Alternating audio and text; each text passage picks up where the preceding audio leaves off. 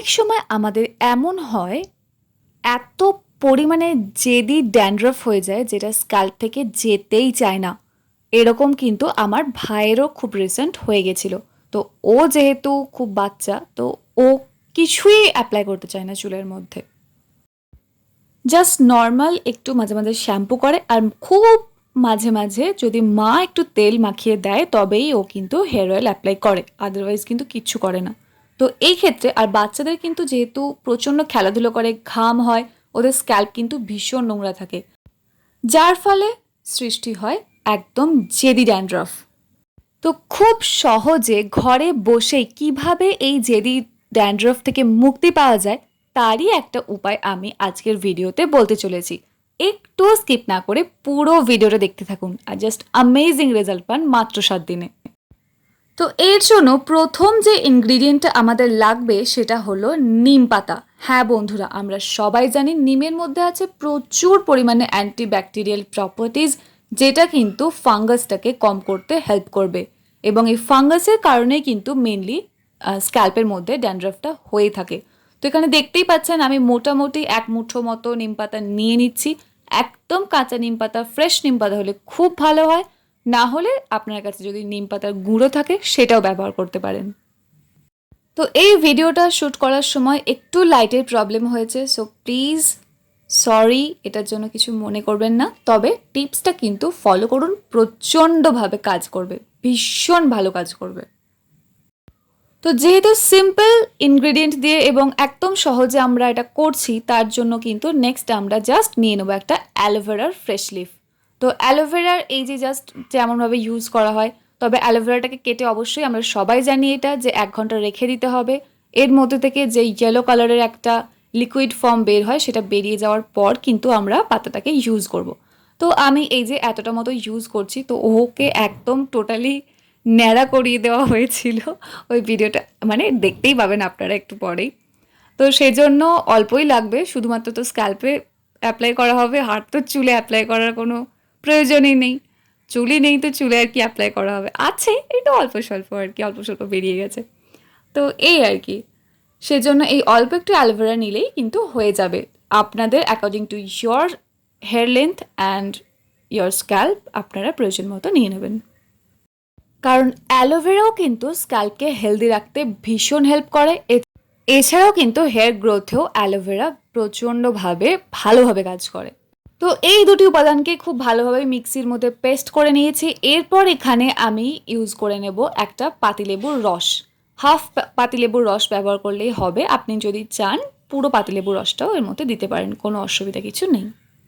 কারণ আমরা সবাই জানি লেবু ব্যবহারের ফলে কিন্তু স্ক্যাল্প থেকে ড্যান্ড্রফ খুব দ্রুত চলে যায়।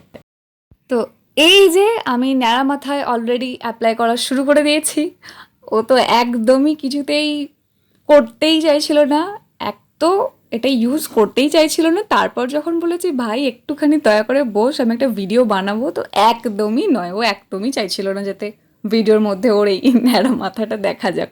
তো কি আর করা যাবে, ওর মাথায় অ্যাপ্লাই করে দেখালে আরও ভালোভাবে বুঝতে সুবিধা হবে।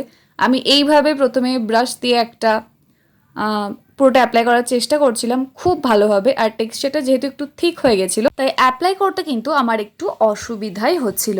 তবে কিছু করার নেই, এটা খুব ভালোভাবে স্ক্যাল্পের মধ্যে অ্যাপ্লাই করে নিতে হবে, না হলে কিন্তু এটা কাজ হতে অসুবিধা হবে। আর আমরা তো সবাই জানি ড্যান্ড্রফটা কিন্তু হয় আমাদের স্ক্যাল্পের মধ্যে, চুলে না। তাই জন্য স্ক্যাল্পটাকে কিন্তু খুব ভালোভাবে ফোকাস করতে হবে, আমাদের স্ক্যাল্পে কিন্তু খুব ভালোভাবে মোটা করে অ্যাপ্লাই করে নিতে হবে। তো এই যেহেতু ন্যাড়া মাথায় অল্প অল্প একটু চুল বেরিয়ে গেছে, সেই জন্য কিন্তু ব্রাশে করে আমার অ্যাপ্লাই করতে একটু অসুবিধাই হচ্ছিল। সেই জন্য একদম দেশি টোটকা, সোজা হাতে নাও আর পুরো স্ক্যাল্পের মধ্যে ভালোভাবে ঘষে ঘষে ম্যাসাজ করে দাও। আর এই ভিডিওটা করতে করতে তো ও আমাকে হাজার রকম কথা বলছিল, বক বক বক বক করেই যাচ্ছিল। কিছু করার নেই, কোনো বাচ্চার সাথে আপনাকে কাজ করতে হলে তো একটু বকতেই হবে। তো যাই হোক, নর্মালি আমি একটু বকতে ভালো লাগে, ইটস ওকে। তো এইভাবে কিন্তু পুরো স্ক্যাল্পে খুব ভালো করে অ্যাপ্লাই করে হালকা হাতে আস্তে আস্তে কিন্তু ম্যাসাজ করে দিতে হবে পুরো স্ক্যাল্পে। এটা করার পর এটা রাখতে হবে মিনিমাম 15 থেকে 20-25 মিনিট মতো রাখলেই হবে, বেশি রাখার দরকার নেই, খুব বেশি হলে আধ ঘন্টার বেশি রাখার কোনো দরকার নেই। তারপর খুব ভালোভাবে কিন্তু শ্যাম্পু করে নিতে হবে। আর এটা কিন্তু রেগুলার ব্যবহার করতে হবে, যাদের সিভিয়ার ড্যান্ড্রফ হয়ে গেছে তারা রেগুলার ব্যবহার করুন, খুব ভালো রেজাল্ট পাবেন। এছাড়াও কিন্তু আমার ভাই আর একটা তেল ইউজ করতো, যেই তেলটার রিভিউ আমি খুব তাড়াতাড়ি আমার চ্যানেলের মধ্যে আপলোড করতে চলেছি, তাই চ্যানেলটিকে যদি সাবস্ক্রাইব এখনও না করে থাকেন অবশ্যই করে নিন। তাছাড়াও আপনারা যদি চান যে কোনো জাস্ট নর্মাল কোকোনাট অয়েল নেবেন, ভালোভাবে স্ক্যাল্পের মধ্যে অ্যাপ্লাই করবেন 10 থেকে 15 মিনিট, জাস্ট এর বেশি কিন্তু রাখার কোনো দরকার নেই। স্ক্যাল্পে যদি ড্যান্ড্রাফ থাকে 10 থেকে 15 মিনিট রাখবেন, ভালো করে শ্যাম্পু করে নেবেন, কারণ যদি স্ক্যাল্পে ড্যান্ড্রাফ থাকে সেক্ষেত্রে কিন্তু তেল একদমই ইউজ করা চলবে না। মানে ওই জাস্ট তেল ব্যবহার করলে 10 থেকে 15 মিনিট রেখে অবশ্যই শ্যাম্পু করে নেবেন, এর বেশি রাখার কোনো দরকার নেই। অতএব স্ক্যাল্পকে কিন্তু খুব ভালোভাবে অলওয়েজ পরিষ্কার রাখতে হবে। আর বালিশের ওয়ার কিন্তু সপ্তাহে 2 থেকে 3 দিন অবশ্যই ওয়াশ করতে হবে। একদম প্রপার হাইজিন মেনটেন করতে হবে, কারণ এত যদি ড্যান্ড্রাফ থাকে তাহলে কিন্তু ফেসের মধ্যে অ্যাকনে পিম্পল হওয়া তো অবশ্যই, মানে একদম আবশ্যক যাকে বলে, অবশ্যই হবেই হবে। তাহলে তাই খুব ভালোভাবে স্ক্যাল্পকে ক্লিন রাখুন, দেখবেন। আর এই প্যাকটা ফলো করুন, ড্যান্ড্রফ কিন্তু কমতে বাধ্য।